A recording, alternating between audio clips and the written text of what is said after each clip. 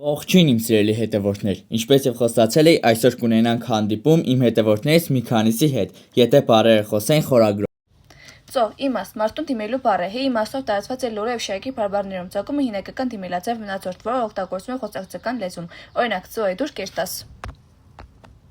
Շալագլուխ տարածված է Գյումրի եւ Կարսի բարբառներում, ծագումը թուրքական կել է բառից, հայերեն բարբառներում շատ են փոխառնությունները հարևան ժողովուրդների լեզուներից եւ սա դրանցից մեկն է։ Մաջալ, իմաստը ու հնարավորություն տարածված է Շիրակի եւ Կարսի բարբառներում, ծագումը արաբերեն, թուրքերեն մեկ հալ բառից, օրինակ մաջալ չունիմ գալու։ Ջալյանը ծնվել է 1876 թվականի մարտի 8-ին Կոստանդնուպոլսում, արհեստավորի համեստ ընտանիքում։ Չնայած նրա ընտանիքի սուղ հնարավորություններին, Հրաչյա Ջալյանը չի կորցնում իր սերը ուսման հանդեպ։ Նրա մանկության տարիները անցել է շատ դժվար, քանի որ մանկության տարիներին կորցրել է իր մեկ աչքի տեսողությունը,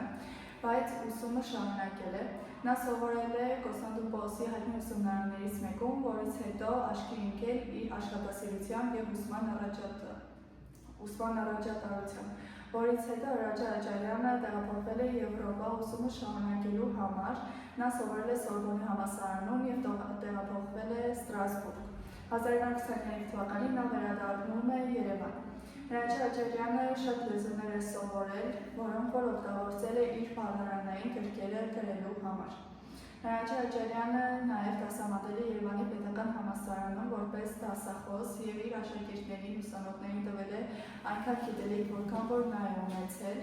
եւ իր ուսանողներից ոմանցից շատերը եւս դարձել են գիտնականներ։ Հրաչյա Ջալյանի գրքերից են հայ բարբառագիտությունը, որտեղ որ ուսումնասիրվում է հայերեն բոլոր բառերը իրենց ծագումնաբանությամբ, բացատրությամբ, հայոց լեզվի ծագումնաբանության գիրքը, որտեղ որ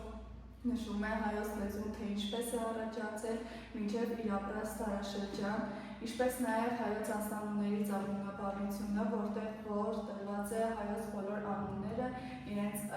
ծագումնաբանությամբ եւ բացատրությամբ։ Աջարյանը մի ամբողջ ակադեմիայի մեկ մարդու մեջ։ Աջարյանի փոսից մինչև Երևան գիտական ուղիղ լոկաշարական տեղաշարք չէր, այլ դա սիրողական մակարդակից անցներ դեպի գիտականից։ Սկսվեց Պոլսինիքոնավ կոշկակարանացից, այնտեղ որտեղ սովորաբար լսվում էին միայն մուրճի մի անբաղ հարվածը, պատանի Հրաչյայի համար հնչում էր բարի թրքերն ու լեզվի թաքնված հոգին։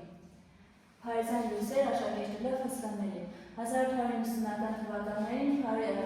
Հրաչյան արդեն գտնվում էր Փարիզում, ուսանում էր Սորբոնի համալսարանում, աշակերտելով լեզվագիտության հսկա Անտուան Մելիին։ Պատկերացնում եք այդ հրիշ խոհանագուղից մինչև մարդկային մտքի ամենապայծառ հորիզոնները։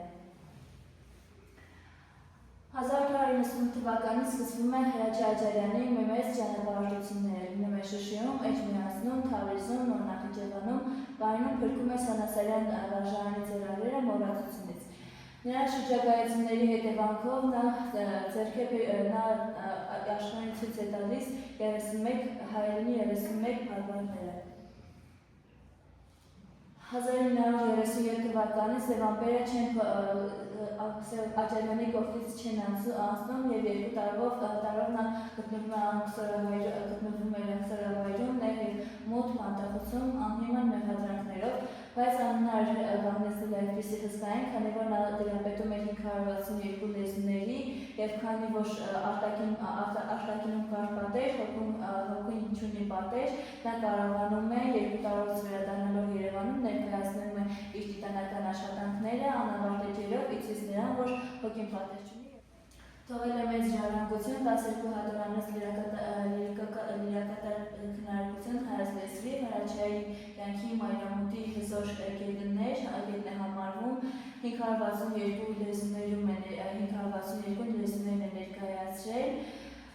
եւ հայերենի արմատական բառարանը, որը կազմված էր 11000 արմատից։